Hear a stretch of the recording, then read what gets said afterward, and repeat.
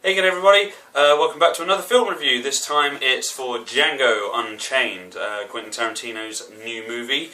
I said in my last review that I actually had a little bit of an extra thing to go with this, and that was that I actually went to the film premiere of Django Unchained in London, and I got to meet Quentin Tarantino, and I shook his hand. Kind of said that I was aspiring to be a bit of a filmmaker and a bit of an actor at the same time, and he just turned to me and said, "I'll see you on the big screen, and I look forward to it." And I was just kind of like, "Oh!"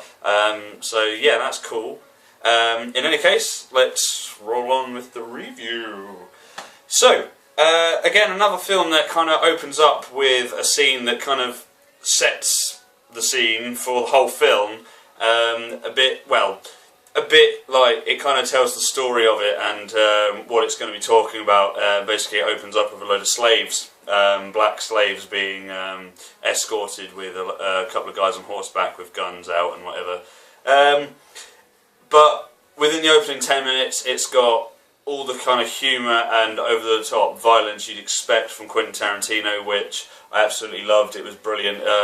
This one was a bit more tongue-in-cheek than some of his other films.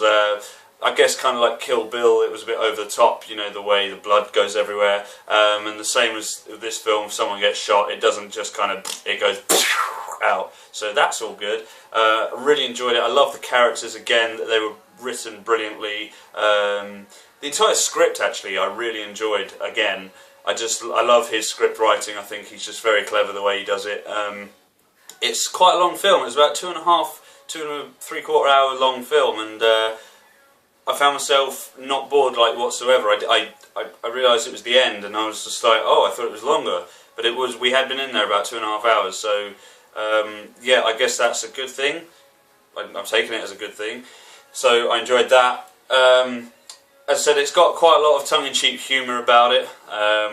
There were quite a few moments which kind of made the audience actually laugh, and quite a few bits which were kind of just rather graphic at the same time.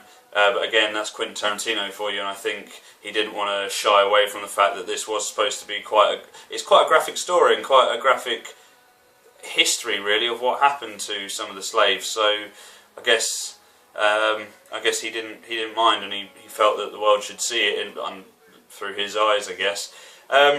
Something I would like to say that obviously there was the N-bomb was used quite a lot in that film. The word nigger, it was used quite a lot in that film, and I heard quite a few people actually got quite upset about it and started complaining about it, saying, "Oh, it's so racist, rude, rabble." But he made quite a good, I think, comeback about that, saying it's quite historically accurate at the same time, because in them days, a lot of the Americans wouldn't call them any other word. They would only know them as niggers, and even some of the black guys in the film said, used the word nigger and stuff, and obviously it's all used in rap and stuff, and it's all taken very derogatory, and unfortunately that's just the way it came out. But I think it went well with the film and the setting of the film, so it was well done in that sense.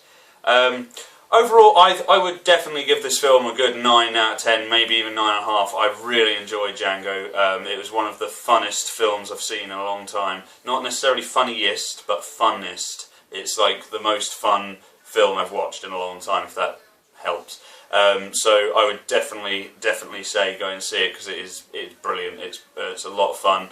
Obviously, if you're a bit about violence and things like that, then maybe it's not so much for you, but there are maybe some scenes in it you could like.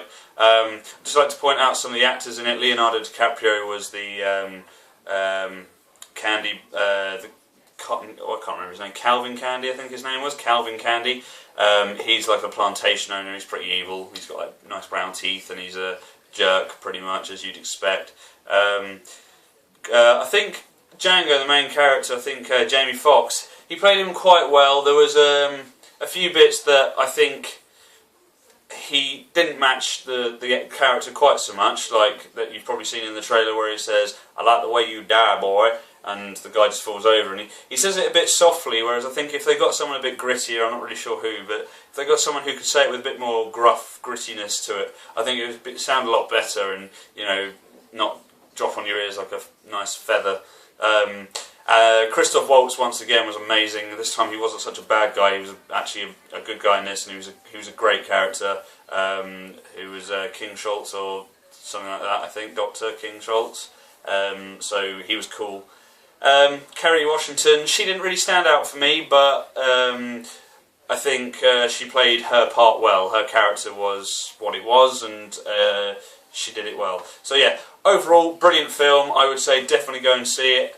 Other than that, have a great day, everybody, or evening, or whatever the time is, and I'll see you again. Not too sure what my next review is going to be.